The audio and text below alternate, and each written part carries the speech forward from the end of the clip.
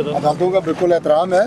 इससे पहले Islamabad high court ने जो 3 हलकों के नोटिफिकेशंस सस्पेंड किए थे, आज वो जो रिट पिटीशन थी वो भी डिस्पोज ऑफ हो गई है विद द डायरेक्शंस के इलेक्शन कमीशन ऑफ पाकिस्तान तीनों हलकों के हवाले से जो भी फैसला करेगा वो फाइनल डिसीजन होगा।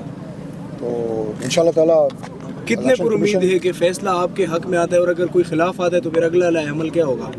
देखिए, लाए अमल तो ज़ाहिर है वो तो बात की बात है, लेकिन हम पर उम्मीद है कि जिस तरह की इल्ज़ामात लगाए गए हैं तीनों हलकों में रिज़ल्ट्स कंपाइलेशन के हवाले से या कंसोलिडेशन के हवाले से, वो बिल्कुल गलत और झूठे इल्ज़ामात हैं। और ये कहा गया कि हम लोग शायद कंसोलिडेशन में मौजूद थे और बाकी पार्टीज़ नहीं थी, ये बिल्कुल झूठे इल्ज़ामात हैं।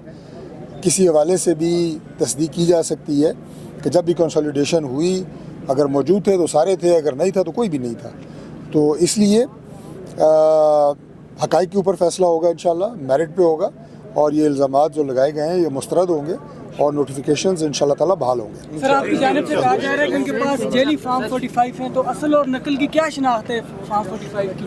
असल और नकल की शनाख्त करने वाले इदारे मौजूद हैं और वो इंशाल्लाह बिल्कुल आपको 100% बताएंगे कि असल क्या और नकल क्या है।